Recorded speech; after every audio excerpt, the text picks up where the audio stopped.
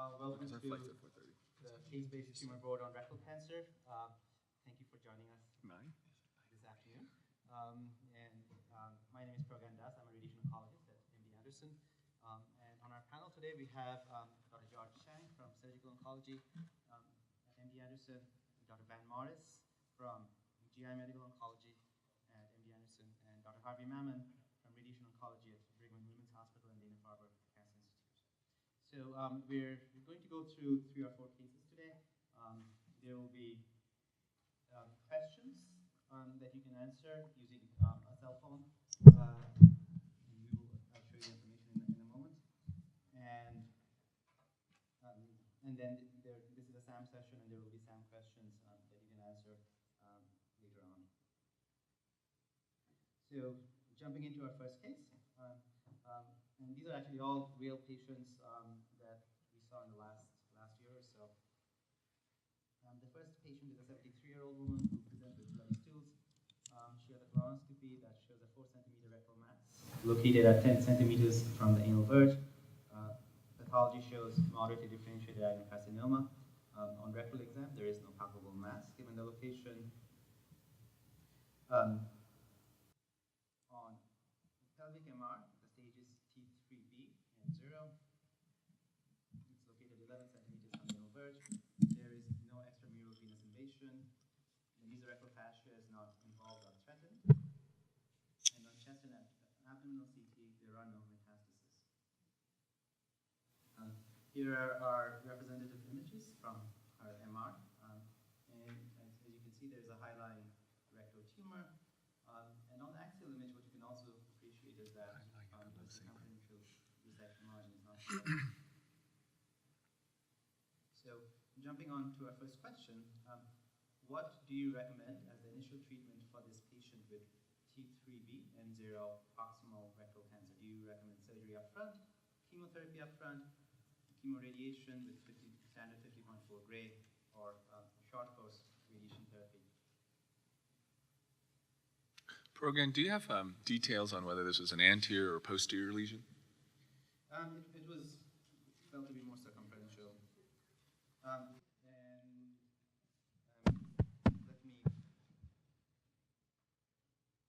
I'm trying to get to the question. Yeah, alt tab, okay. All right. Really? So everyone Wow. for preoperative radiation. How many radiation therapists are in this room?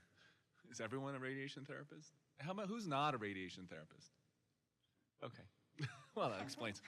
There's no bias that these are all MD Anderson cases with MD Anderson faculty, but clearly there's no bias that there's just radiation oncologists in the room. All right, Dr. Chang, what would your approach be to this case?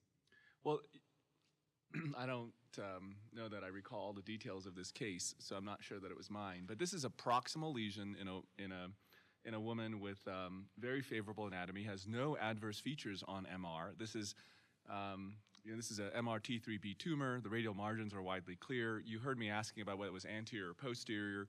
That's particularly important in men, because if it's an anterior tumor, T3B, at that level, we're at the level of the top of the prostate and at the seminal vesicles. So the radial margin could become a little bit more of an issue. Posteriorly, at that level, we have wide margins. I mean, there's, hugely wide margins. And so I would say this in a woman who has a circumferential tumor, I would treat it kind of like a man with a posterior tumor, and I would say there's probably very little to be gained with the addition of radiotherapy, and I would proceed straight to surgery. Dr. Mammon, what's your take?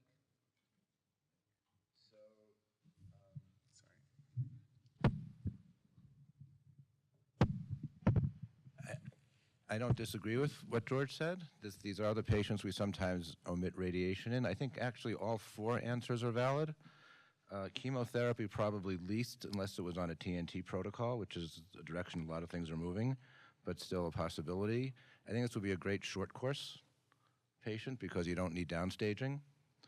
And you can get whatever benefit of local control is probably the same as for long course, which we may talk about later. And the really favorable proximal T3 and 0s are the ones that we sometimes don't radiate. There's a lot, people who've grown up with sour sort of have this feeling that post-operative radiation is the worst thing in the world, but some of us were a little bit older from the pre-sour era, did a lot of post-operative radiation, and it wasn't that bad. So if a T3N0 patient gets upstaged and is found to have some positive nodes and you have to treat post-operatively, it's not the worst thing in the world, and you end up sparing a lot of people radiation who don't need it. Dr. Morris, in which situations would you use upfront chemo? So first of all, I think this is an interesting patient for the prospect trial and would be a patient, you know, that we'd want to think about possibly referring to, or, you know, discussing with this patient. Typically for us, you know, upfront chemotherapy are going to be the high, kind of the high T stages, the T4s with adjacent, you know, with involvement to the adjacent structures. You know, can we downstage it a little bit in preparation for, you know, yeah, for you know, subsequent treatments. And I think that and I should have mentioned that we should consider the N1048 trial for sure. I think whenever patients are eligible, my hesitancy with this patient is I wouldn't want her to be randomized to arm B, which would be the radiotherapy arm, because I don't think she needs it. And there's good data, although it is retrospective. If we look at data from the Mercury study group, we can see this is a very favorable risk. This patient with a high quality operation now, and I think that is the key point too, is that you have to be assured of a high quality operation. A high quality operation on this patient will be associated with a less than 5% risk of local failure. So how much are we really going to improve upon that by irradiating this patient? That would be my view. And then if we do have a high quality operation and we find that there are even like 5 or 6 positive lymph nodes that were not diagnosed on the MR, I would say this patient is at greatest risk for distant failure, not local failure. And I think we could still omit radiotherapy potentially in that case. I mean, I say that to in part be controversial, but I would say that that would be what I would strongly push for, because as surgeons, we see the patients, and we would say that post-op treatment's worse than the disease at times. So, Dr. Chang, I've got to be controversial, right? What's the native rate? So without, we don't really see these patients that get a CME alone. What is the baseline mathematically? I know it's really low. I just actually trying to quantify it. Yeah, I mean, I think it depends on the literature for sure. And this is not like, it's not like a drug study where you could say that the incidence of neuropathy with oxaliplatin can be reliably expected to be a certain rate. It entirely depends on the technical details of the operation as well, right? So in our institution, in a case like this, we would say our leak rate is about 4%. But in other series, the leak rate has been reported as high as 15%. So it is entirely dependent upon kind of some of the technical details of surgery.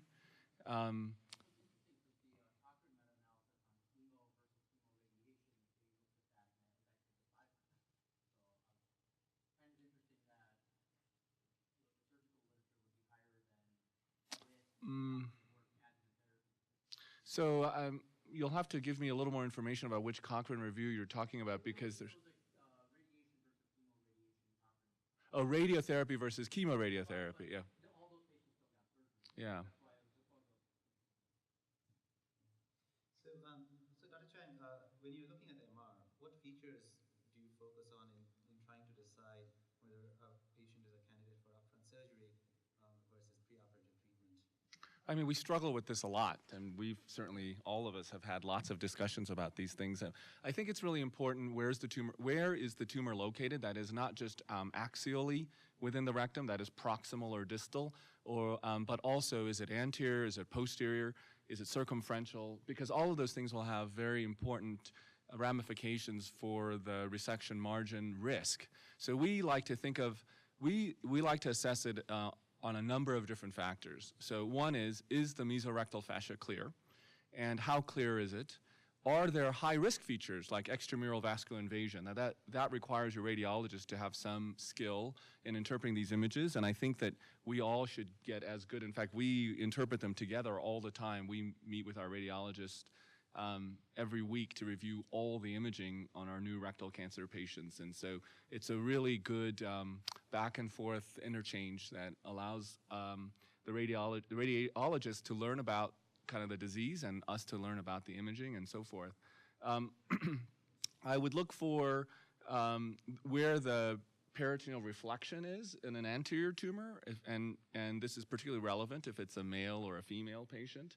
Adenopathy certainly would be a major issue. So if we see lots of bulky lymph nodes, that would be when I would call up Van and say, why don't we start with some chemotherapy? The lateral compartment is another area that I look at, which is obturated and internal iliac lymph nodes. Are there any abnormal lymph nodes in that compartment, and are we going to have to prepare for surgical therapy there? Lots of positive nodes in the lateral compartment. Again, I'm going to be calling Van to start with induction chemotherapy, probably in that setting. Those are some of the things. And Dr. Mammon, anything to add on to that? No, I think we really, we're the local control people mainly, so we look at a lot of the same features and come to the same conclusions. Until the TNT trials come out, I'm a little bit more skeptical about induction chemotherapy, but that's, we'll wait and see what the data shows. But otherwise, I'm pretty much on the same page.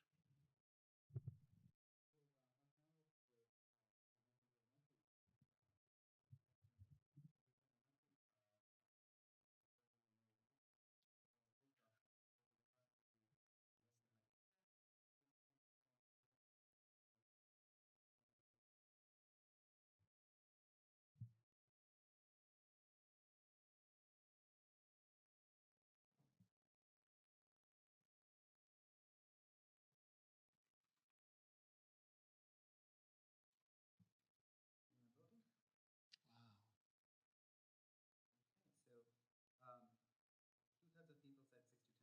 Don't pass numbers. I'm not. So we have 20% of people who say it's less than 5%, 60% say 6 to 10%, and 20%. Dr. Mammon, what number do you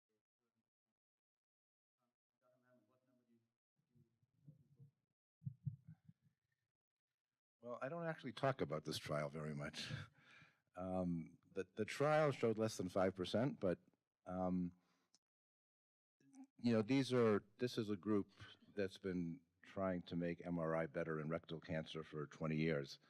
And even though we have very good radiologists, they're not, I think this group is really kind of unique in how much they've focused on this. So for people who aren't familiar with the trial, it was, their whole thing is that MRI can be done better with different sequences, diffusion weighting, and other advanced sequences to better initially stage rectal cancer and also to predict response to therapy. In this trial that we're talking about here, it was the initial staging, and it was, the question is, can they identify the truly low-risk patients? And it was a study of 122 patients. They had a clear circumferential resection margin, as we keep talking about. They had to be T2, T3A, or T3B, so up to 5 millimeters of extension into the, beyond the muscularis propria into the perirectal fat. So it's a very favorable group. It might be too favorable. 57 of the patients were T2 and 0, and we wouldn't have recommended treatment for them anyway. So it may be a little bit of a skewed result, but the results that they were also only 22 node positive patients in the whole 122. So again, it's not exactly real life. But given all of those caveats, they did identify low-risk patients who did not get radiation, and the local recurrence rate was, I think, 3%. I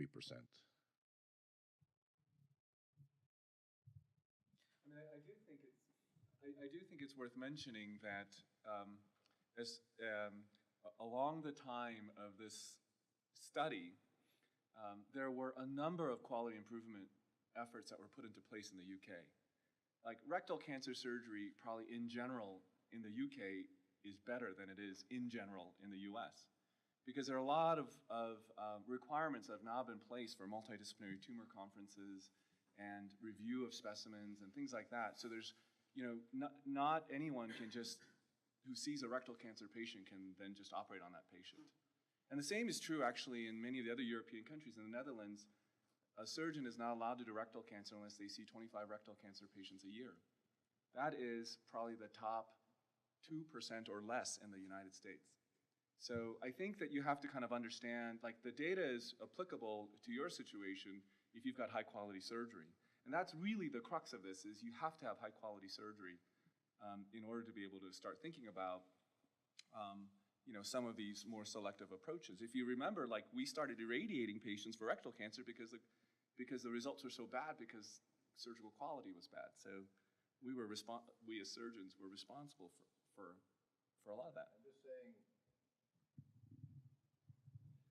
I don't disagree, and I think the biggest change in rectal cancer clearly has been the TME, which came from HEALD and the UK, but this is a study about, can radiology identify those patients, and I don't know that all radiologists are this good, and this was also it was a lot of T2N0s and T3N0s. There were there were very few patients that we would consider locally advanced that are the run-of-the-mill patients. Just a question. I'm not very familiar with Yeah.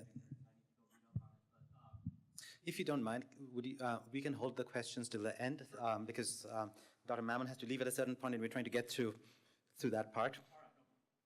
Going on to the next questions, if you did decide to go with preoperative chemoradiation, what concurrent chemotherapy would you recommend? Continuous infusion 5-FU, capecitabine, continuous infusion 5-FU with oxaliplatin, or capecitabine with oxaliplatin?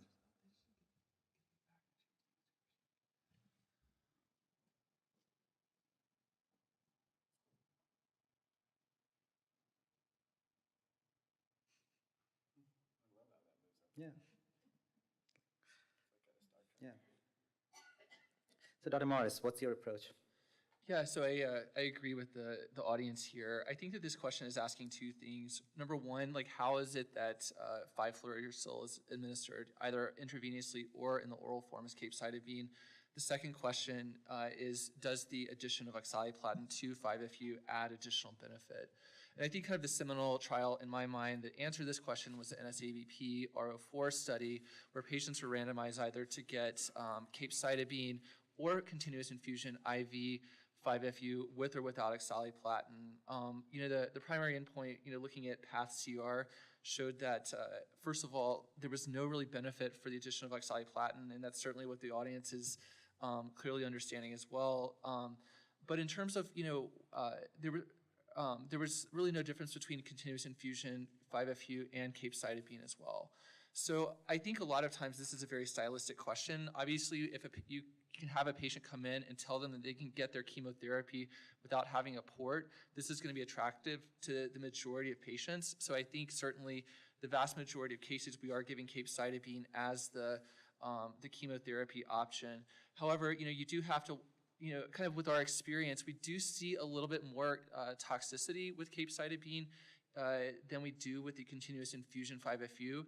So if you have an elderly patient who is looking particularly frail, but you do want to you want to get them through their treatment, oftentimes we will recommend continuous 5-FU infusion in these patients. We find as well that the hand-foot syndrome tends to be a little bit worse than with the oral capecitabine. Nausea, vomiting, fatigue tend to be a little bit worse, just kind of in our practice at Anderson as well. So, I would probably give this patient capecitabine as well. Is there a GFR limit? Yeah, and so there are other things as well. So you have to consider, and that certainly is one of them. So creatinine clearance below 30 is an absolute contraindication to capecitabine. So if you have these patients who are having these borderline GFRs because they're coming in with whatever comorbidities, or even over the course of treatment, these patients are getting run down, kind of dehydrated, and flirting with a GFR 30 to 40. We're really watching close the capecitabine as well, because the creatinine clearance of 30 is an absolute no-go for capecitabine. Similarly, this is, I think, becoming less and less relevant with some of the other oral anticoagulants. But 5 years ago, when patients who had histories of PEs, DVTs were on Coumadin, that's also a contraindication to capecitabine. We don't see that as much with the drugs like Xarelto, Pradaxa, those kinds of drugs. But if the patient were on Coumadin, no capecitabine, these patients need to be on continuous infusion 5-FU. So what actually ended up happening was that the patient enrolled on the prospect randomized trials where people are randomized to preoperative chemotherapy versus chemoradiation, and this patient was randomized to the preoperative chemoradiation arm. She gets to preoperative chemoradiation. So the next question is, after preoperative chemoradiation, what kind of surgery would you recommend? Would you recommend an open LAR, a laparoscopic LAR, or a robotic LAR?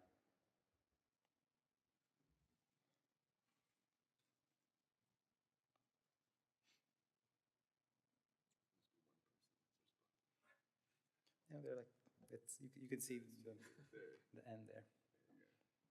Oh, the total is on the bottom. Yeah. Okay. All right, Dr. Chang, what's your take on this?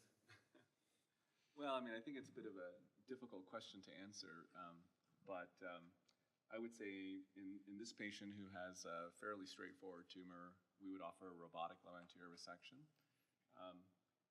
We've pretty much abandoned laparoscopic rectal surgery at MD Anderson for a variety of different reasons. But there is now some randomized data regarding open versus laparoscopic rectal surgery. So there have been 4 landmark trials. One was completed in Korea, 3 centers that accrued 370 patients over the course of 3 years. Can you imagine the volume? And so these are extremely high volume surgeons. The average BMI of the patient was in the low 20s. And this was done laparoscopically in the laparoscopic arm, a 1-to-1 randomization. It was a non-inferiority design with a 15% non-inferiority margin. So that was a pretty big margin. As it turns out, actually the laparoscopic patients in many ways did better. So that study with a 3-year disease-free survival endpoint concluded equivalency between open and laparoscopy. The COLOR trial was the next report. This is a European multi-institutional trial. It included patients with stage 1 through 3 rectal cancer, so kind of not just local advance, but all stages of disease. It also had a 3-year disease-free survival endpoint, and overall, there was not a difference between the 2 arms, so it concluded equivalency. Then there were 2 other multi-center trials, one in Australia and one in the US. In the US, there was a requirement for preoperative therapy, so it was local advanced patients only, and tumors had to be less than 12 centimeters. So the European trial included tumors up to 16. So there's some subtle differences in the inclusion criteria. The primary endpoint was also different in these 2 trials. They were the same primary endpoint. That is, the Australian and the US trial were designed together, and it was a composite endpoint. It was negative or clear distal margin by 10 millimeters in the US and negative in Australia, clear radial margins by greater than 1 millimeter, and it was the quality of the mesorectal specimen. That is, you could not have an incomplete grade on the mesorectal specimen as judged by the pathologists. You had to hit all 3 in order to hit success on the trial, and both trials failed to show non-inferiority. That is, laparoscopy was associated with lower success rate with this composite endpoint. And the difference was about 7 or 8% roughly. It was like 80 to 82% in the laparoscopic arm, and about 90% almost, like 89% in the open arm. And the 2 trials were remarkably similar. Like every outcome was remarkably similar between the US and the Australian trial. So based on this, we would say that non-inferiority of laparoscopic rectal surgery has not yet been proved, although a lot of highly experienced centers have been able to do it successfully. If we look at the European data more closely, we see that mid-rectal cancers actually had a higher radial margin positivity rate and more local recurrences when done laparoscopically. The distal rectal cancers did better laparoscopically because the open patients did really poorly, like a really high positive margin rate, like 22% after open surgery. So one could argue they don't know how to do open surgery. I'm not sure exactly what was the cause of that. Having said that, in practice, people still conduct a lot of minimally invasive rectal surgery, a lot of laparoscopic surgery, and I think the key here, what these trials have really taught us is a few things. One is, it is a very technically difficult operation.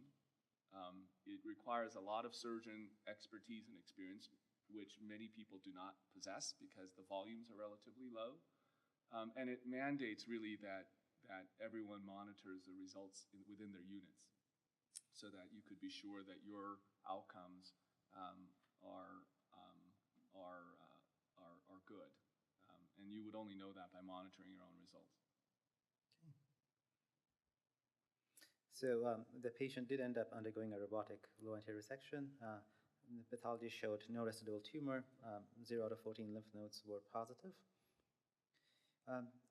And what do you recommend in the post-op setting for this patient? Do you recommend observation? Do you recommend adjuvant chemo with 5-FU or capecitabine? Or do you recommend adjuvant FOLFOX?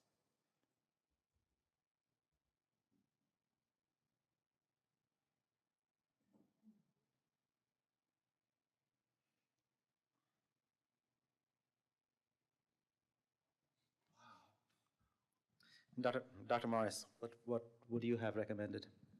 Yeah, so I think kind of the distribution of answers here is probably similar to what you would see if you asked a bunch of medical oncologists this question as well. So I think this is a tough situation, and fortunately, this is a situation that we see like fairly routinely in our practice, because when you start looking at the NSABP-R04, the Italian STAR, the Protégé French trials, the rates of path CR after neoadjuvant treatment was in the 15 to 13 to 20% range, depending on what trial you look at. So we do see these patients in the clinic. The guidelines say if you go to the NCCN, which is what a lot of people use kind of as the basis for their practice, is that patients with stage 2 and 3 rectal cancers need adjuvant chemotherapy after treatment.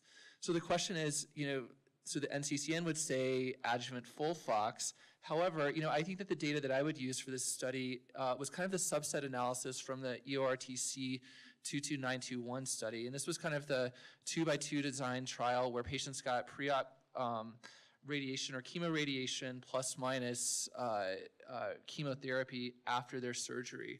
And what they found was that the patients who benefited the most from adjuvant chemotherapy, and these patients were getting 5-FU, were the YPT0 to 2 patients. So this is a patient who has, a YPT0 tumor. I would recommend adjuvant 5-FU in this patient. These are the patients kind of who up front probably had the most benefit from the chemotherapy. So I think you could argue that adjuvant 5-FU, is probably what I would go with. And Dr. Morris, are there differences between the United States and Europe in how often adjuvant chemo? Yeah. So I think here in the US, we're more likely to give adjuvant chemotherapy. And I think that if you look at the ESMO guidelines for the management of rectal cancer, the T3N0s are going to be a lot harder pressed to give adjuvant chemotherapy. So I think probably if you were in Europe, this patient would go on observation. What happens in Boston? We scratch our heads the same way. I'd say people are reluctant not to give any chemotherapy because of the concern of downstaging and all of the extrapolation from colon, even knowing that the rectal trials that looked at this didn't show a benefit. On the other hand, we don't like to give people neuropathy who have a path CR and may not need the neuropathy, so I think more and more of the patients are getting capecitabine or 5-FU leucovorin. Okay. Shifting gears and moving on to our second case. Okay. Now we have a 64-year-old man who presents with increased bowel frequency, and colonoscopy shows a 5-centimeter rectal mass starting at the anal verge. And pathology shows a moderately differentiated adenocarcinoma. The tumor is KRAS mutant, microsatellite stable. And on pelvic MR, the stage is T4BN1. There is probable involvement of the seminal vesicles and prostate. There's a suspicious superior hemorrhoidal and mesorectal lymph nodes. And abdominal CT shows a segment 5 liver metastasis. So these are images from his MR, and you can appreciate that this is a very different tumor from the last case we were discussing. There is involvement of the prostate and seminal vesicles. And here are images from the abdominal CT, and you can see the segment 5 liver metastasis. So the question for you is, what do you recommend as the initial treatment for this patient with a T4B and 1 M1A distal rectal cancer with a solitary liver metastasis? Do you start with liver surgery first? Do you start with pelvic surgery? Do you start with chemotherapy? Or do you start with pelvic radiation?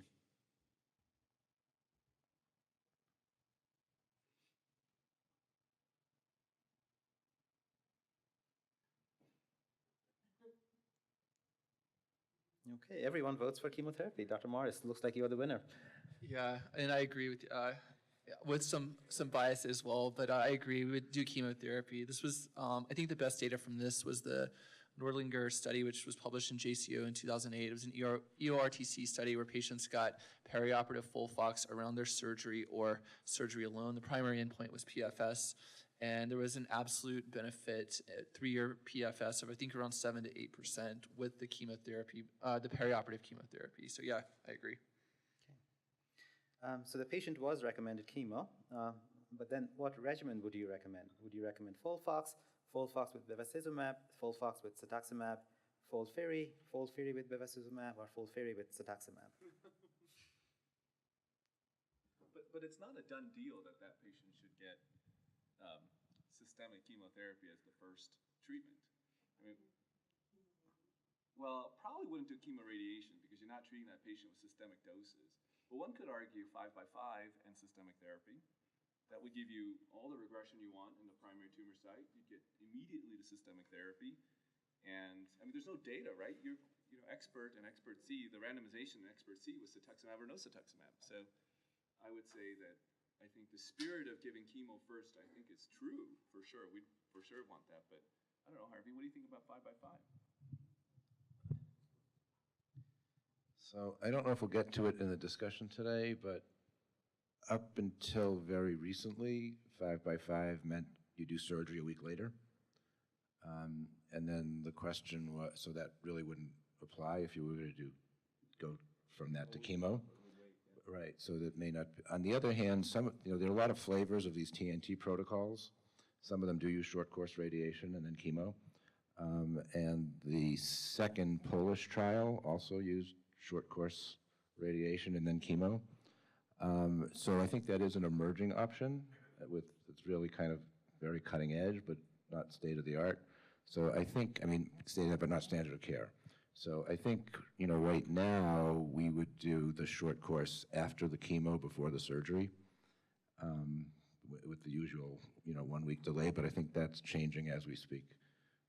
That it has to be that way. And the other thing that would come, this patient wasn't that symptomatic, but the other thing we sometimes see in these patients is they need a diversion or they need some surgical palliation to be able to tolerate the systemic therapy. But in principle, what they need mainly is the systemic therapy to start with. Now getting back to the chemo question, so Dr. Morris, what's your approach in deciding what kind of chemotherapy to use in these patients?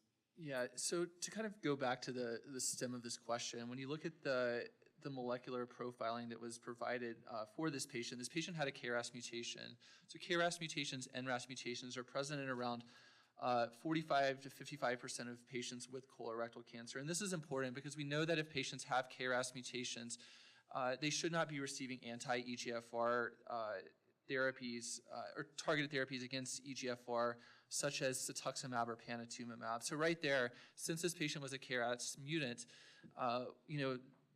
you can throw those two answers out.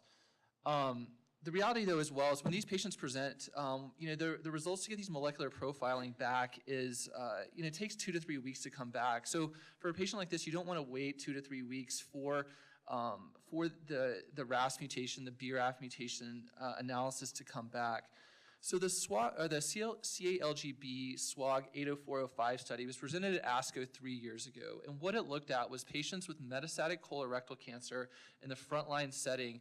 Patients were randomized to receive either FOLFOX, 5-FU oxaliplatin, or FOLFIRI, 5-FU plus irinotecan. And then they were a second randomization to receive either anti-EGFR therapy, cetuximab or panitumumab, or bevacizumab, which targets VEGF. And what they found was that in the frontline kind of untreated setting, all of these options had similar outcomes, again, assuming that the patients were RAS wild type. So oftentimes when we see these patients, because we don't want to wait 2 to 3 weeks to get the mutation profiling back, we'll choose bevacizumab as the biologic agent. And in some data that was done in a retrospective series where they looked at patients' samples who went for liver surgery and got FOLFOX, and then compared those with patients who got FOLFOX with bevacizumab, what they found was that the extent of kind of sinusoidal injury was less in the patients who got the Avastin or bevacizumab. So there's maybe some kind of liver protective benefit to the toxicities that come with chemotherapy when you're planning and anticipating on taking these patients to surgery. So we probably at MD Anderson would have opted for FOLFOX bevacizumab for 6 doses, holding the Avastin for the 6th and final dose because you need about a 6-week washout between the time of last Avastin and upcoming surgery. So I think that FOLFIRI bevacizumab, FOLFOX bevacizumab are both reasonable options.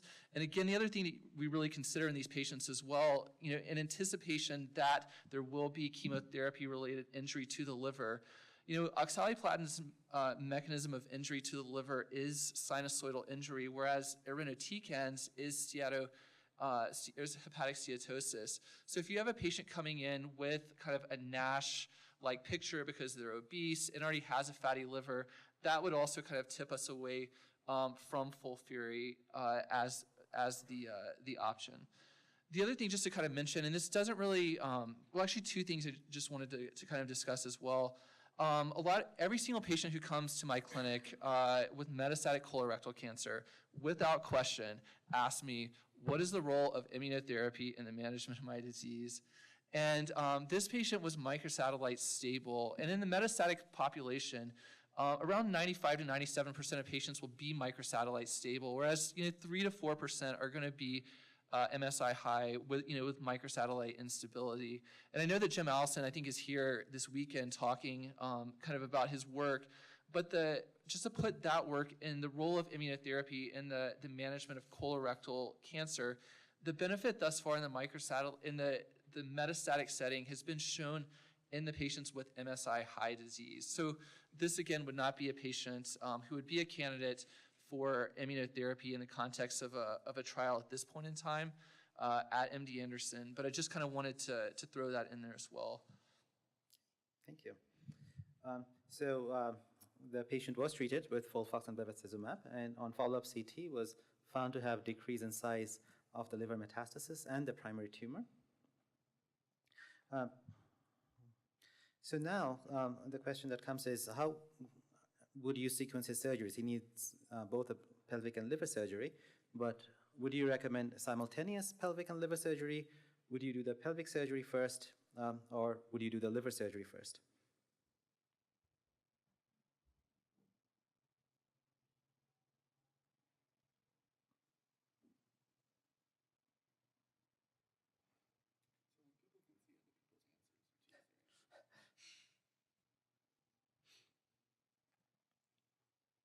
All right, so all of our respondents voted for simultaneous pelvic and liver surgery. Dr. Chang, what's your approach? Well, it is clearly a fairly complicated answer. It depends on what you need at the 2 sites and where you have the rate-limiting issues. So in this particular case, I think the patient is a candidate for simultaneous resection. It would also not be inappropriate to do the liver resection first. It's a fairly minor operation for this patient. This patient needs a multivisceral resection within the pelvis, so there's a pretty significant risk for morbidity. I probably wouldn't put the liver resection to follow because there's not an insignificant chance that there'll be some complication associated with their primary resection. Also why it makes more sense to try to deliver as much of the therapy up front so that in the event that there is some issue that it kind of takes the pressure off of getting back to treatment. If this was a peripheral left lateral segment lesion, I think it's a no-brainer. Makes sense, 100% of the time that should be done simultaneously. This is kind of a posteriorly located, although it's still fairly peripheral. I think you could make an argument to, all the answers I think are reasonable with the exception of probably I would not do the pelvic surgery. In this case, I would probably not do the pelvic surgery first. It's a pretty minor thing he's got in the liver, but a pretty significant problem within the pelvis. Anyone else? Dissension. Any other thoughts on that, on the surgery sequencing? Well, I think that's right for this case. There's no right answer to this question because there's no studies. So you can say anything you want, and it's justifiable. If it were a more straightforward pelvic surgery, then, and this one isn't, then our usual paradigm is chemo up front, short course radiation, pelvic surgery, more chemo, and then do the liver. Because we were always worried there are going to be more liver mets. And so we want to kind of get the most systemic therapy in and really have the proof of time that they're not going to have other liver mets before we do the liver surgery. But there are definitely, specifics to the case that will change that sequence, like in this one. And that's clearly the most common approach, the classic sequence, obviously. If we're going to separate the operations, the most common approach would be to do the pelvic surgery first. Although I would say that in many circumstances, if it were, so the variations on the theme would be that there's bilobar hepatic disease as an example, right? So then it makes sense to do pelvic surgery plus first stage liver and then do second stage liver later. I mean, I think it needs to for sure be individualized, and it needs to be based on a multidisciplinary discussion between the pelvic surgeon and the liver surgeon, for sure. But I think Harvey's comment is right, and with the straightforward case, your risk for morbidity is relatively low. And it's just that I think the option for simultaneous probably should be explored. Certainly, if we add up, I mean, we've certainly looked at this. Not only is it cheaper to society, but if we added up like the potential morbidity of two separate operations, two separate anesthetics, and so forth, and the amount of hospital time and things like that, whenever possible, it makes sense to do synchronous because the total morbidity is going to be lower, right? Because it may be higher than any one of the operations, but when you add it all up, it's going to be lower. Minimally invasive surgery has kind of changed some of this, though, as well, I would say, because now it's changed things because the access is very different for pelvic surgery than it is for liver surgery, and so I think one of the things that's resulted from that is more staged sequencing rather than simultaneous. That's one thing, and being a lot more creative about what goes first. Just because, as Harvey said, I don't think there's necessarily a right answer per se. All right, so focusing more on the radiation aspect of this, so if, around the time of the pelvic surgery, what would you recommend in terms of preoperative radiation? Would you recommend no radiation, preoperative long course chemoradiation, preoperative short course radiation with immediate surgery the following week, or preoperative short course radiation with delayed surgery?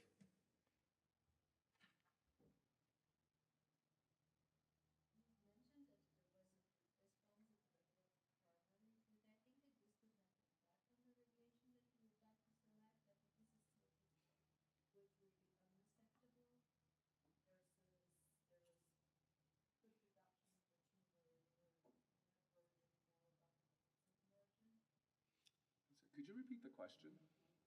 Like it was mentioned that initially this primary tumor was a T4 tumor. And so one of the main worry when we think of surgery for the primary tumor is to end up with a positive resection margin. If we use a short course of radiation therapy, we could have less optimal tumor shrinkage. So if the positive margin is still a concern, then I'm sure some of us would lean towards a longer course of radiation. Whereas if at this point after the chemotherapy there was a clear margin, we would be comfortable with the short course. Dr. Mammon, what are your thoughts on choosing between short course and long course in this situation? Yeah, well, I think that comment is right on target. I think that's exactly right. This isn't the usual case with this T4 with lots of invasion of adjacent organs. More often these are just locally advanced T3 node positives, and I think in that setting, in somebody with metastatic disease, short course makes a lot of sense because you don't want to spend all that time plus the weight and off of chemotherapy and leaving the liver unaddressed. So, or if they're going to be staged, if the surgery be staged. I think this is a great use for. People don't do a lot of short course in this country. The data says we should be doing a lot more than we do. But this is a setting where I think a lot of people are comfortable doing it because this is somebody with metastatic disease and they have other things that they need to be taken care of, and spending 6 weeks on chemoradiation and waiting the usual 4 to 6 weeks after that for surgery probably isn't in the patient's best interest. On the other hand, in this specific case, knowing what that first MRI looked like, I don't imagine it's that much better after chemotherapy. This is a patient I probably want to do the long course chemoradiation for. I mean, I think that the concept of the real question is, do you want regression or not? Right? Do you need regression to have a better surgical outcome? I think that's really the crux of the question. If you need regression, you need time. Whether you give short course and wait, like Stockholm 3, or Rapido, whether we give short course and do stuff so that we get the time and get regression, or we give long course. If you're going to give long course, then you have to think about, okay, now the sequencing, well, maybe the liver should go, and then we could do long course or something like that. You should be thinking about those sequencing. But if there was no regression necessary, I mean, I think that's basically the point, is the decision making about that is, do we want regression or do we not care? So sphincter preservation is another concern, right? So if tumor is located at 5 centimeters or 4 centimeters, we know our margins are going to be close. We want maximum regression when we're planning to do a coloanal reconstruction. This patient's tumor went to the anal verge at diagnosis. Okay. Yes. Okay. But this patient has seminal vesicle and prostate involvement. So this patient's going to get, a multivisceral resection with en-bloc prostatectomy and seminal vesiculectomy with, I guess I missed that detail, but yeah, I guess with colostomy. But would you worry doing the 5 fractions because it's so low? Would you worry about that?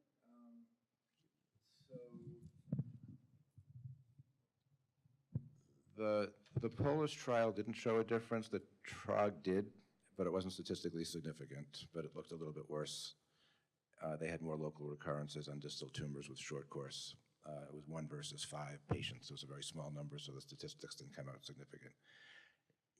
Yeah, again, I think what it comes down to is, Stockholm 3 was just published, a month ago? We don't really have experience doing short course and waiting. Maybe that would be fine, but if it's a case where you're trying to get sphincter preservation, I just haven't done short course and waited in my life yet to have experience with that.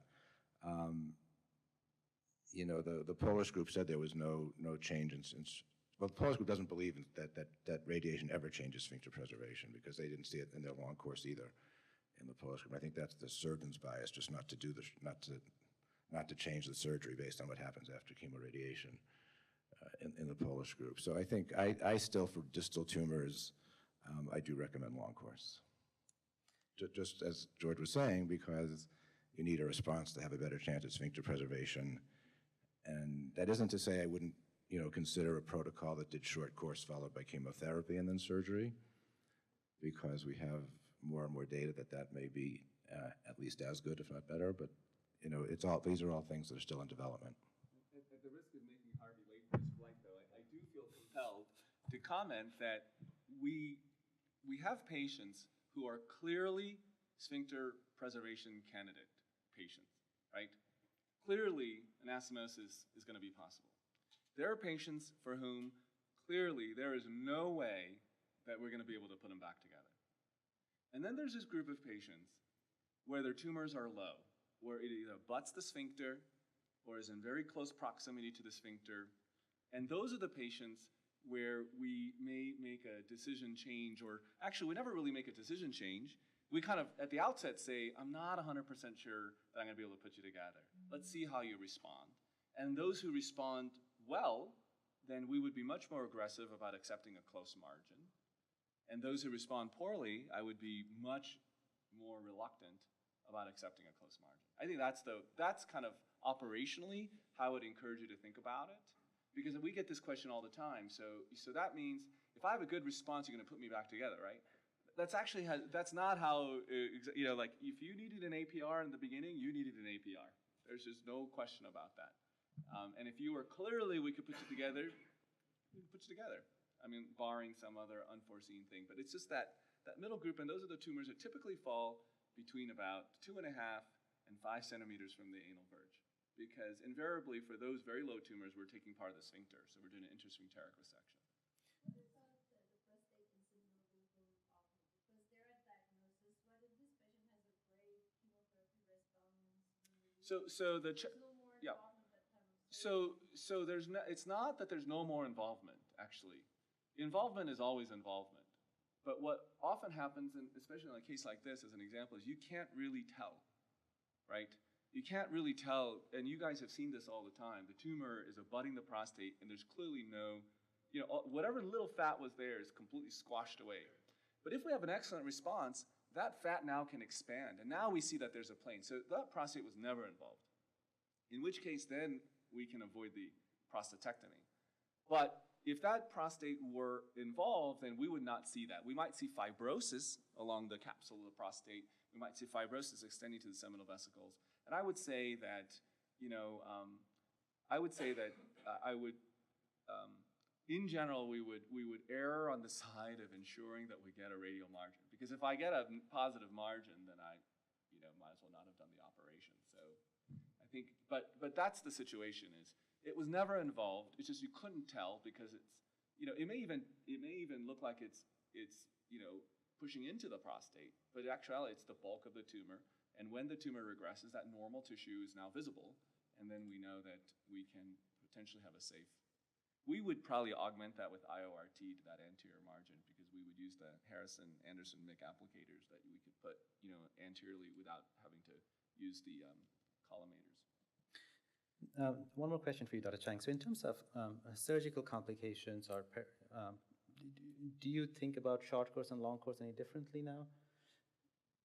Actually not. I mean, I think we've kind of thought about this a lot. We've talked about this a lot, for sure. In the past, we had some concern about high dose refraction on the sphincter. I think that it's, the TROG trial issue was more for oncologic control, and I suspect that was because it was probably it was harder to operate on these bulkier tumors. That's probably what the issue was. And so it probably is true that if you operate next week without any regression. I think we've always had this discussion about the high lesions, right? So like the first case, the lesion at 10, especially in a woman, like how do you protect that small bowel? And high dose perfraction on the small bowel would be a concern. But I would say that where we do have a surgical concern is if somehow we end up having to wait 3 weeks.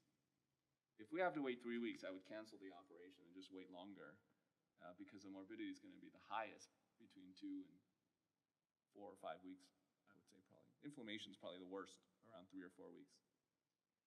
So this is what we actually did for this patient. Doesn't mean that this is the right approach or the only approach. There are, I'm sure, many possible approaches to these complicated situations. We started off with short course radiation after the patient finished chemotherapy. And 2 weeks after that, the patient underwent laparoscopic segment 5 liver resection. And then after the patient had recovered from the liver surgery on week 9, the patient underwent an APR with an en bloc resection of the prostate and seminal vesicle. And this ensured an extended interval of 8 weeks between the short course radiation and surgery, at least theoretically giving time for regression. In terms of the pathology, the patient still had T4B N0 disease with 70% viable tumor and a 0.7 centimeter radial margin. So the question now is, given these high-risk features, what do you recommend in the post-op setting for this patient? Do you recommend no further chemotherapy or FOLFOX with bevacizumab or FOLFIRI or FOLFIRI with bevacizumab?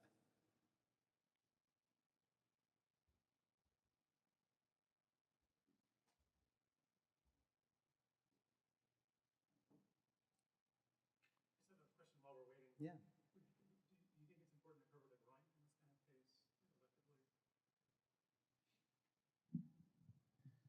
case electively? So that's, opinions on that have been changing. I'd have to really look closely. I think if it's just involving the sphincters, especially the internal sphincter, I don't routinely cover the groin. But if there's clearly extension well into the anal canal, and it's unambiguously in the anus, and I didn't look at the MRI carefully enough to know which of these categories this one fit in, I do cover the groin. So it's not that common that I do it. But I think, I know, Progan's colleague Chris Cranes has changed his opinion on this. Because originally MD Anderson published a paper showing a very low recurrence rate in the groin, even for distal tumors, and said, don't do it. And then he kind of changed his mind, said, now with IMRT, it's so easy to do it, we should do it more often. And I haven't quite got, to me, I really have to be convinced it's essentially going to have the same drainage pattern as an anal cancer. So do you consider at the verge? Because this was at the verge. At the anal verge, absolutely. Yes, yes, yes, yes. So I also, yeah. So I also, we also tend to take a different approach in terms of covering the groin between short course and long course treatment. And I think with short course treatment, I'm less inclined to cover the inguinal regions. And I think in this patient, this was actually my patient, and I elected not to cover the groins, also taking into account that he has metastatic disease. And so I felt that the relative risk of failure in the inguinal nodes was actually going to be low. Going back to the post-op chemo question, so Dr. Morris, what would your thoughts be on using chemotherapy now? Yeah, so this patient now has no evidence of any kind of remnant metastatic disease. And to us, these patients behave very similar to these kind of very high stage 3 tumors as well, where you know this patient has a high risk for recurrence. There's no visible disease. I think FOLFOX bevacizumab, was acceptable. We probably would actually just offer FOLFOX without the Avastin in this particular situation, given the fact that there's no clear metastatic disease that we're treating at this point.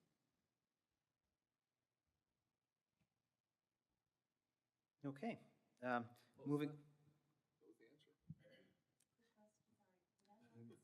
The answer is.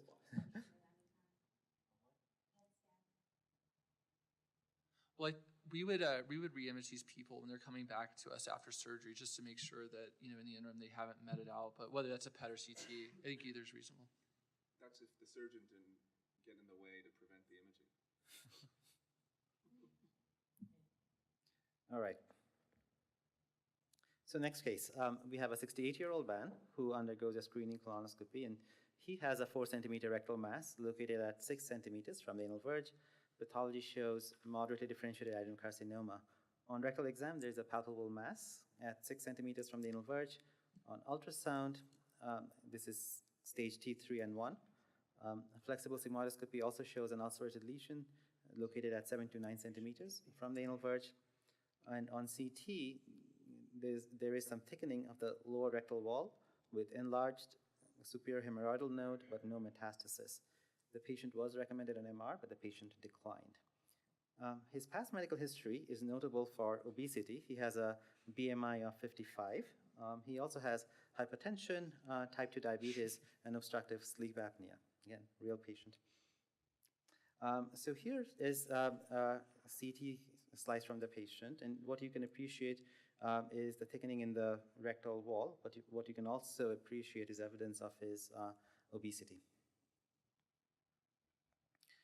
So in this patient, what would you recommend as the initial treatment for this patient with a morbid obesity and T3 and 1 mid-rectal cancer? Would you start with surgery? Would you recommend chemotherapy, long course chemoradiation, or short course radiation?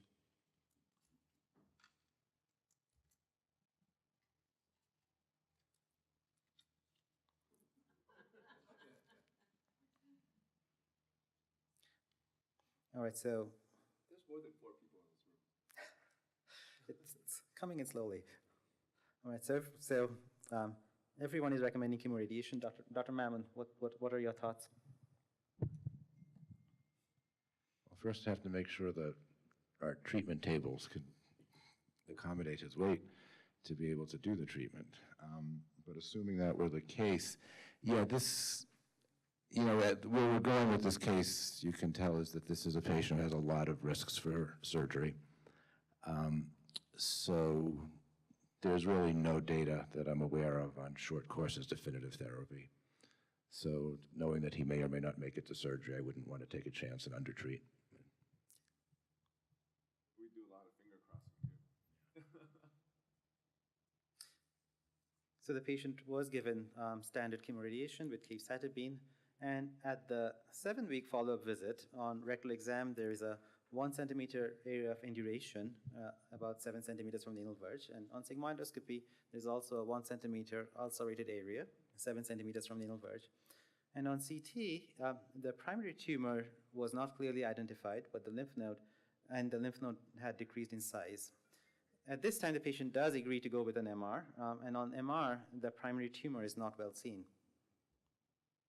So here are his CT images before the chemoradiation and after chemoradiation, and you can see rectal wall thickening before chemoradiation, and that's much less prominent after chemoradiation. And on MR, again, we don't have a pre-treatment MR, but post-treatment, there is no clear evidence of a tumor. So what would you recommend now? Would you recommend standard mesorectal surgery, local excision, or watch and wait?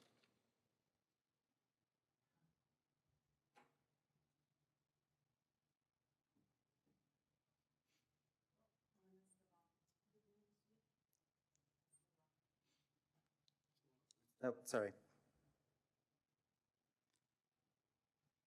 Thanks for pointing that out.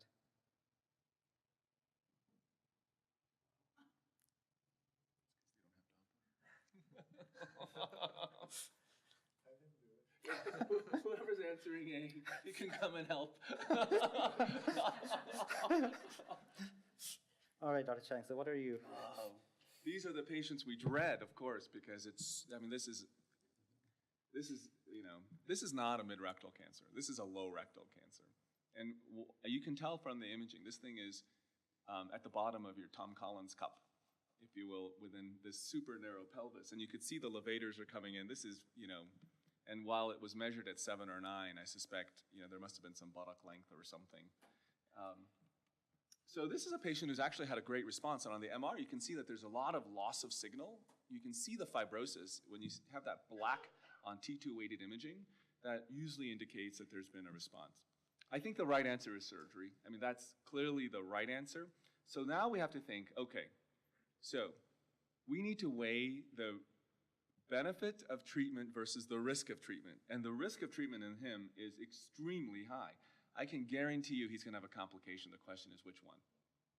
And hopefully it won't be a mortality from like a massive PE or something like that. It's also difficult. I mean, I think clearly you can achieve margin negative resection in this patient, but I would say that these patients are at higher risk. If people are not prepared to manage such a big patient.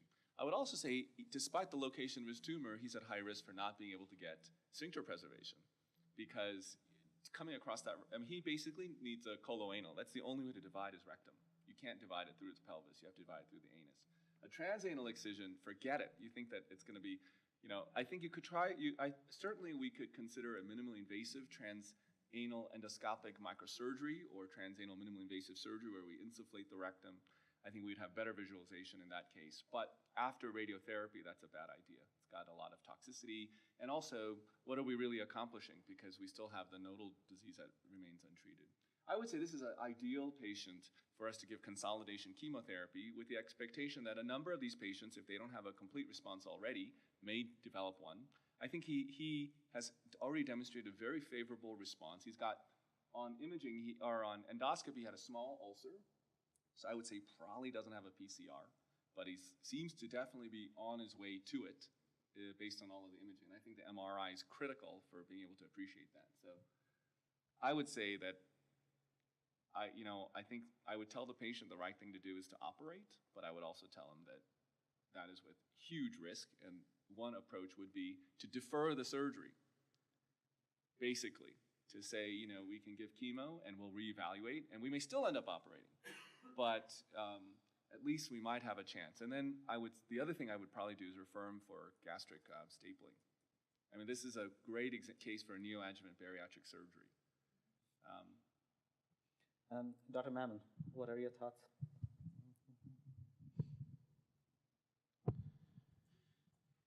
Right, so it's always risk-benefit, and the risks here of surgery are huge, and he had a great response. So I think this one's a relatively easy one. I think not operating on somebody with a BMI of 25 who doesn't have a lot of medical problems with the exact same tumor, that's where it's a harder question. So, I think my rectal patients have started taking me a lot longer to talk to in the last couple of years because ever since I started, there have been very few patients who said to me, do I really need the surgery? And up until a couple of years ago, I said, yes, you really do, and that was the end of the discussion. Now I have to say, well, I think it's the right thing to do, and I think you should, but I have to acknowledge there's data that some patients do well without surgery, and that gets to be a really long, complicated discussion. It often happens at multiple weekly visits and the post-treatment visit. And it's hard. The problem, there are a lot of problems. One is that none of the studies are randomized, and if you thought about designing a randomized trial, it'd be a very hard one to do. They're all highly selected. They're all single institutions, or a few institutions. So it's a little bit tricky, but clearly starting with the Brazilian experience, and now Memorial has a report, and the Dutch has a report, and the UK has a report. If you get a clinical complete response, and each study defines that a little bit differently, and if you follow them monthly or every other month with endoscopy and imaging, and a lot of them will recur and need salvage surgery during that interval. But in these studies, about half the patients will do well long-term without surgery. And again, there are no randomizations, but they often compare them to patients who had path CRs at surgery, and the patients who have clinical CRs and don't recur, long-term do about the same. So there is a small group of patients, it's hard to find them, who do great without surgery. It's just, every patient wants to be that one, and we can't tell them who they are. So during that long discussion that you're having with a patient, if they have a clinical complete response, what would you tell them about what their local recurrence risk is with watch and wait? Is it less than 10%, 15 to 30%, 40 to 50%, or over 50%? You're really referring to as a regrowth rate, right? Not recurrence. Correct. Per se, the regrowth rate.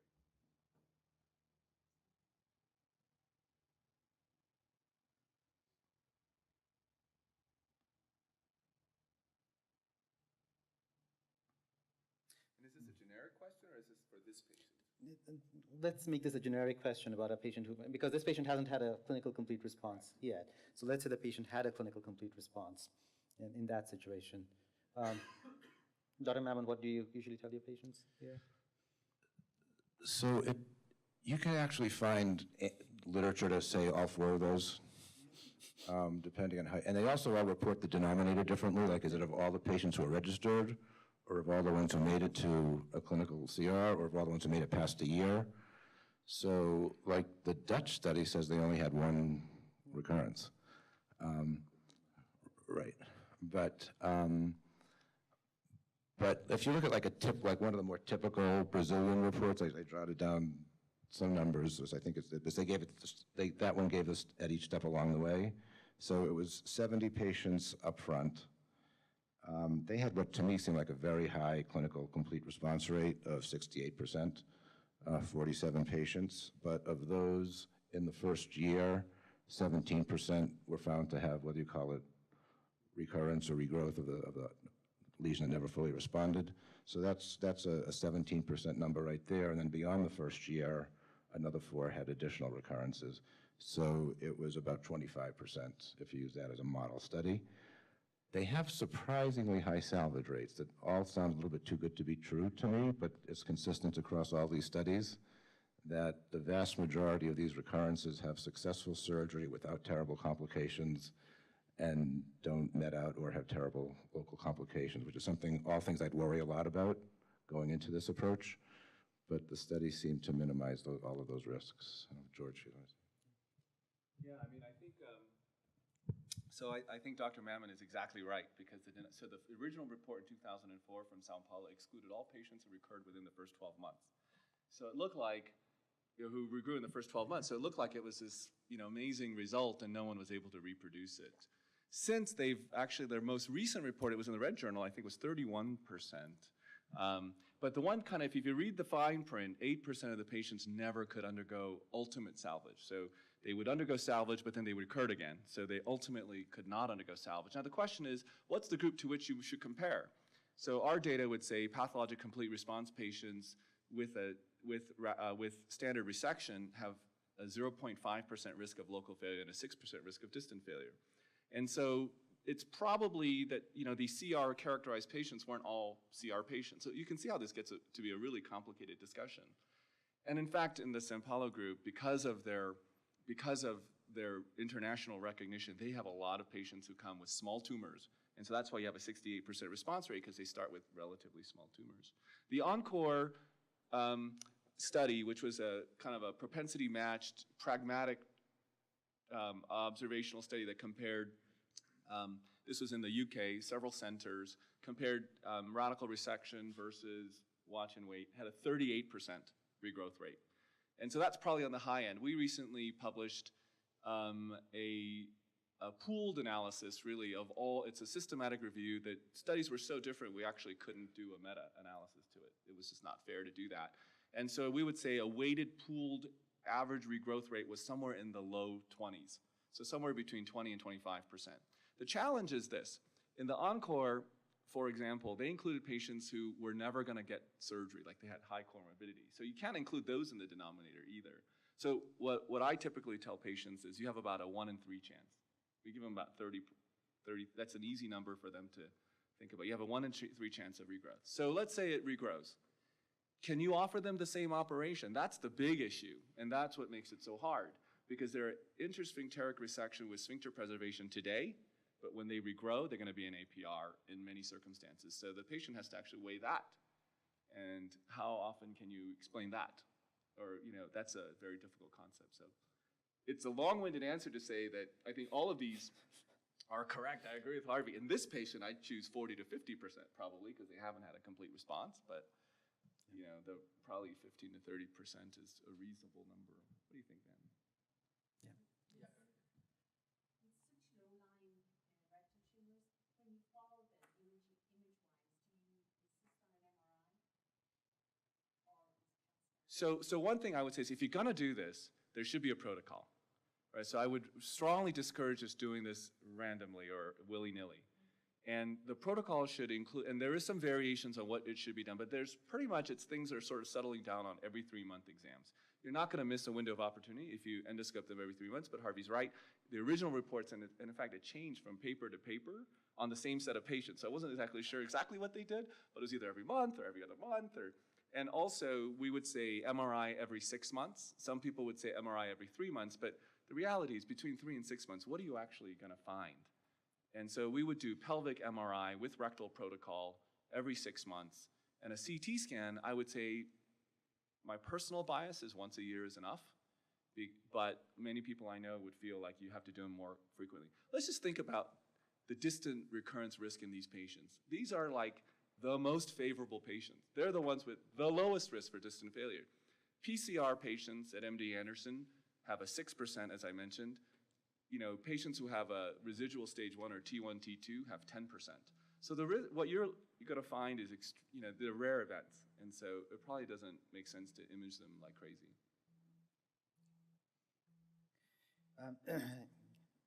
And I'm going to speed through some of these slides. So the patient declined surgery, and eventually the patient was actually recommended conservative chemotherapy, like Dr. Chang had mentioned, and on follow-up MR had minimal residual tumor.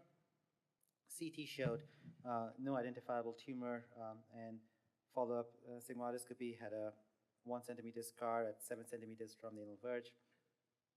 This was biopsied. This was about 6 months after radiation, and the biopsies were negative, and the patient was continued on watch and wait, and he is about a year out from chemoradiation and continues to be on watch and wait. Okay, we have 15 minutes left. We can either do one more case, or we can open the floor up to questions. So let's vote on that. Do you want to do one more case? Yes. Okay, all right. Anyone want questions? Nobody wants questions. Okay. All right, so, and I'm going to do double duty as a radiation oncologist from now on. Dr. Mammon had a flight to catch. So the next case is a 48-year-old man with a T3N2 distal rectal adenocarcinoma, and For this, he was treated with preoperative chemoradiation, 50.4 gray, with continuous infusion 5-FU, had an abdominoperineal resection. Pathology showed YPT3 and 2 disease, and he received adjuvant chemotherapy with FOLFOX. 2 years after his surgery, CT shows a slowly growing pelvic nodule, a left internal iliac lymph node, and no metastasis. MR shows a left pelvic nodule and a left internal iliac node. The pelvic nodule is biopsied, and the biopsy shows an adenocarcinoma consistent with a colorectal primary. Here are images from his MR, and you can see left pelvic nodule as well as a left internal iliac lymph node. So what would you recommend as initial treatment for this patient with a locally recurrent rectal adenocarcinoma who has had previous chemoradiation, previous chemotherapy? Would you recommend chemotherapy or radiation therapy, surgery, or supportive care as your initial treatment?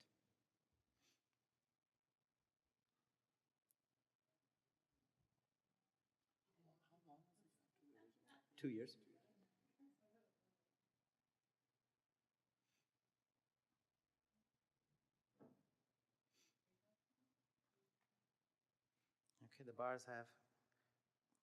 Okay, the bars have settled down.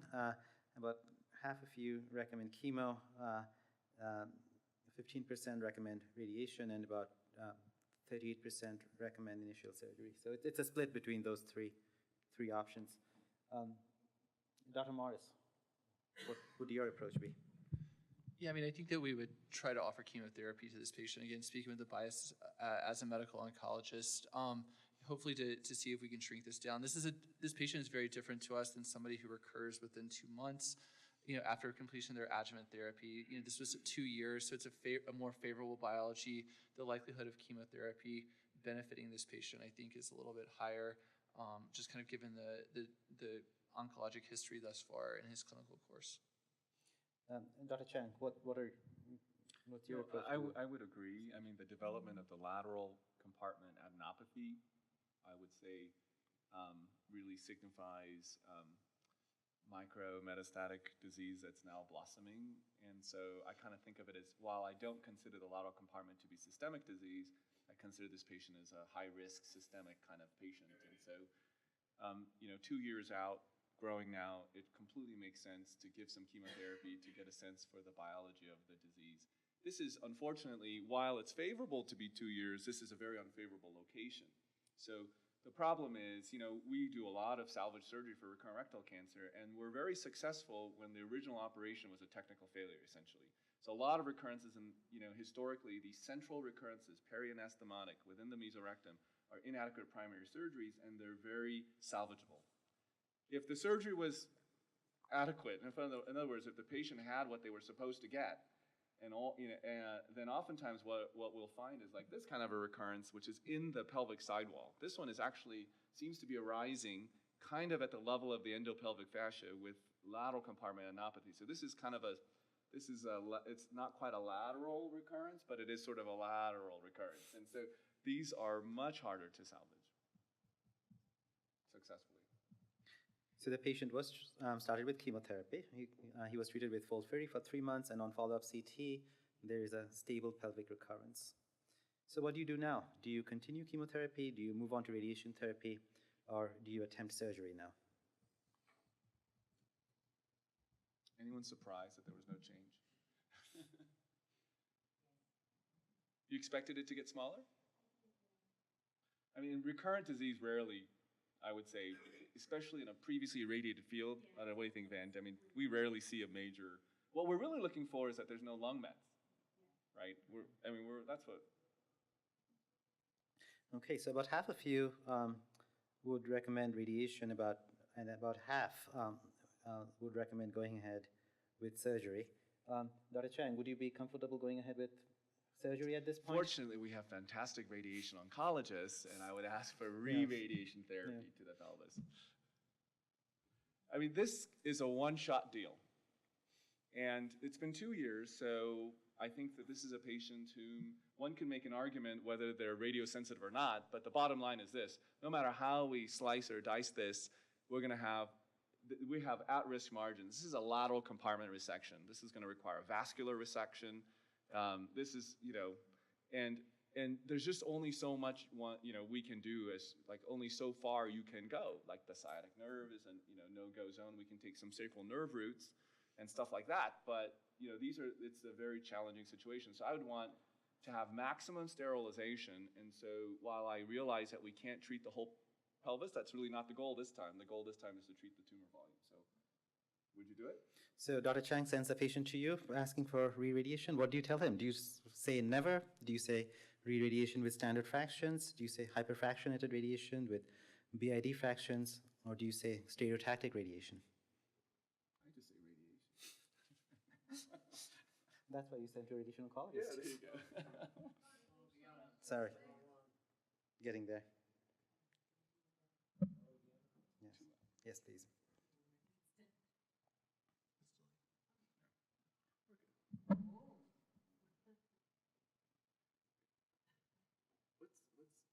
Is that like Stereotactic, yeah. So again, there is a split between different options, between standard fractions, hyperfractionated radiation, or stereo. And I think even in this situation, there are many different approaches that could work. The approach we've used at MD Anderson is use BID fractions, 1.5 gray BID with a total dose of 39 gray. And we recently published a series of over 100 patients treated with that approach. And what we found is that in patients who end up getting surgery in addition to re-radiation and systemic therapy for recurrent rectal cancer, the local control rates are about 65% in those patients. And also, the treatment in terms of acute toxicity is extremely well tolerated. In terms of late toxicity, if you look at the combination of radiation-induced and surgical complications, your toxicity rates are about 30–40%. So we treat only the involved disease with a CTV and PTV margin to it. We do not treat a nodal volume, and we give concurrent chemotherapy with capecitabine.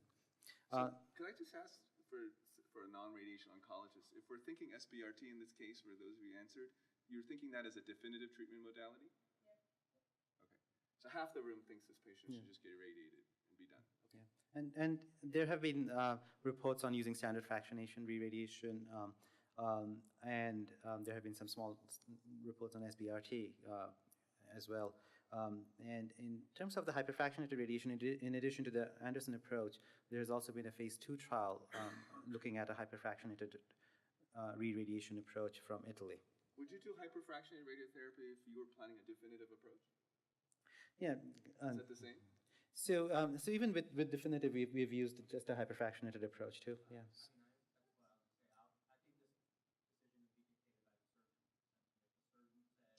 So nice.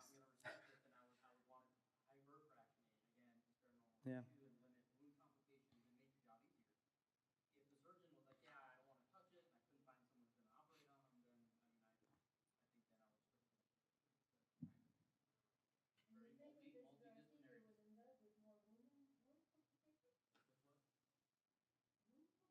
No, I'm just saying you're hyperfractionating because it's a fiercely radiated field and you're trying to limit normal tissue complications, right?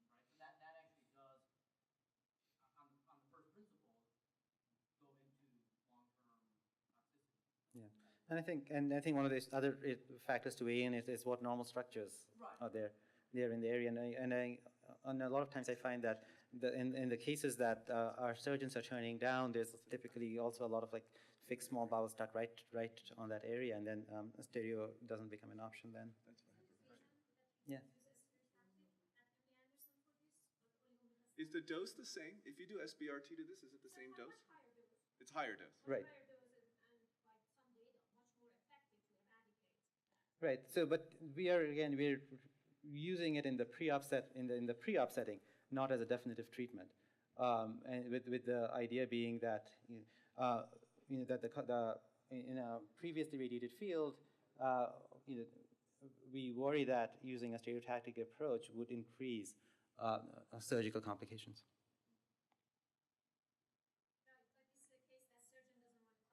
I didn't say that. No, not yet. No. I would. That's why I said I would talked to Progan about irradiating the patient as a preoperative strategy to be followed by surgery. And so, I mean, these are incredibly high risk. So that's the problem is when we start really pushing up the doses and then adding IORT, I mean, basically, everything in the operative field is going to have nothing growing. All of the healing will happen from the flap that we bring in, the non-irradiated autologous tissue from somewhere else that's vascularized to fill this space. That's what's going to do all of the healing. And because the sacrum and all that stuff is going to give us nothing in this particular case, I would say. Because our margins are going to be very close. This is a difficult resection to do. It is resectable, but I would say that our risk of having an R1 resection is not insignificant. But you're okay to go for after two course of radiation? Correct. 2 years in between. Right. So I wouldn't irradiate again if this was within 12 months, or we'd certainly maybe we'd go to a lower dose or something. But if it were a biologic failure versus a therapeutic failure, I think those are two different issues, right? So if there was disease that was just missed, then I'd probably re-irradiate. I think that we would be more willing, right? If this was like within 6 months with a complete resection, now this is growing back, that seems to be more of a biologic failure, and then there may be no benefit associated with it. But I would discourage going any higher of a dose than we absolutely need because the residual tissue toxicity, I would say, is not insignificant. Yeah. And I think one of the key things to keep in mind with these recurrent rectal cancers is even when the tumor looks very resectable on imaging, a lot of times you're still likely to end up with a margin positive resection if you don't use radiation. While with radiation, the chance of having a margin positive resection is going to be much, much lower. Well, so one thing that we've observed is that in these situations is that, so our R2 resection rate is negligible, but we have probably now using a 1 millimeter criteria, not tumor right up to the edge, right? But using the criteria, if we want at least a millimeter of negative clearance, that's a much harder criteria to achieve. We have about a 25 or almost 30% R1 resection rate. So that we're finding tumors within that 1 millimeter of space. When we add IORT to that, we seem to achieve local control that is as good as if we had an R0 resection at the outset. So we're looking for this combined strategy of, this is our one chance to approach this recurrence. And so we would want to optimize all of our modalities as much as possible. So that, from a surgeon's perspective, I would say that's our mindset. So what ended up happening was we treated the patient with 39 gray in 1.5 gray BID fractions with concurrent capecitabine. And I'm going to skip this question.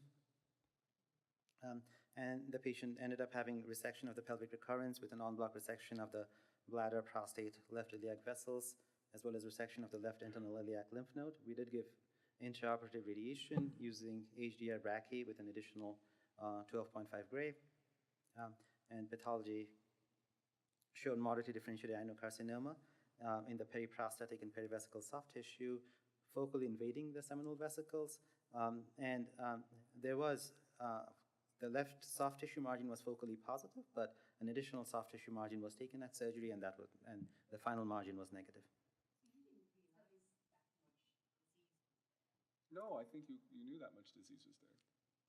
I thought it was just a recurrence in the lymph nodes. Oh, no, you could see there's disease actually. There's lymph node, and then there's actually disease in the pelvic side wall. Yeah. Yeah.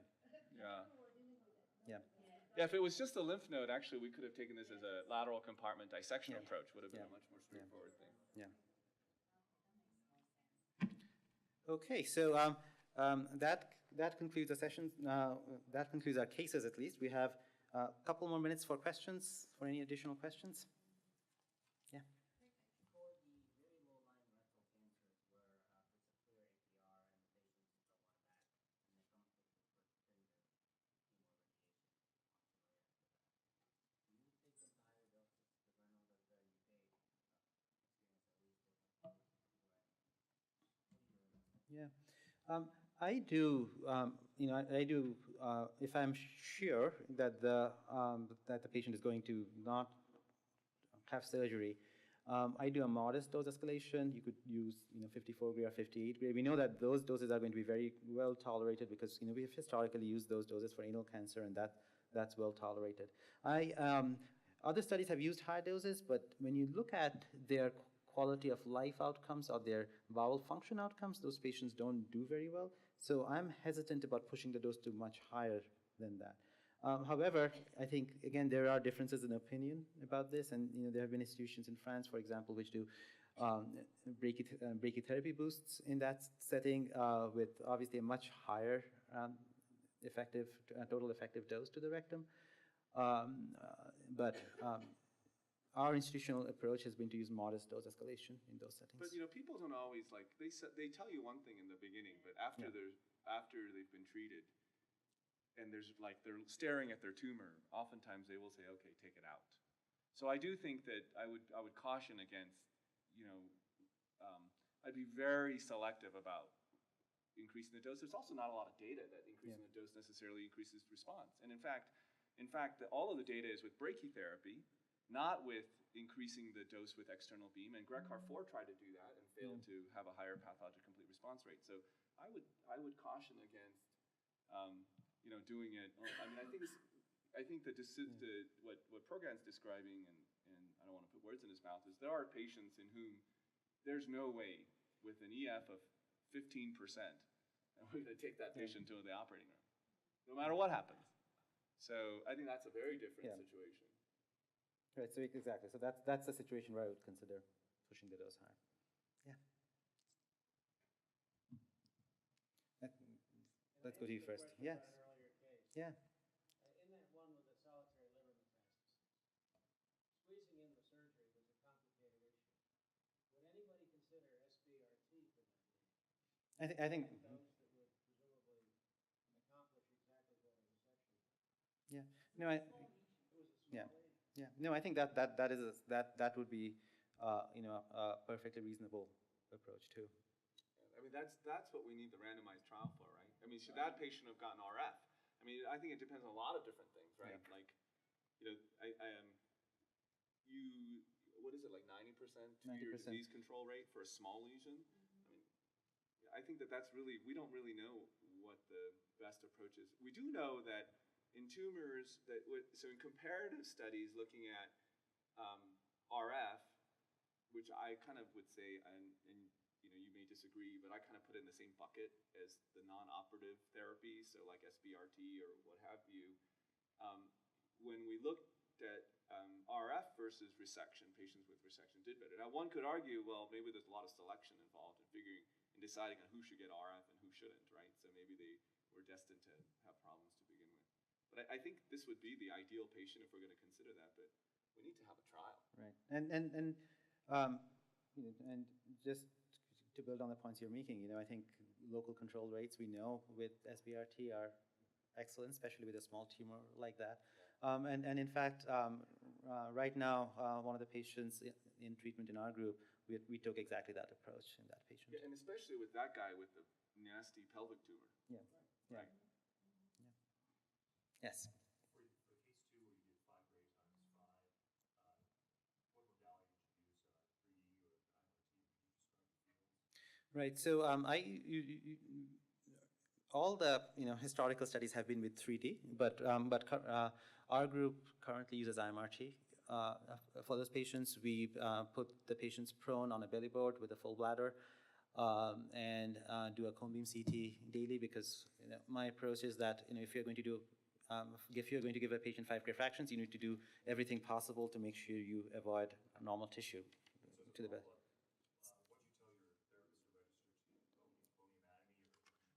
Yeah, we registered the bony anatomy because you're treating a nodal volume, and the bony anatomy, especially if you're using the sacrum, I think it acts as a very good surrogate for the nodal volume. Yes. Thank you, everyone, for coming, and thanks for all the questions.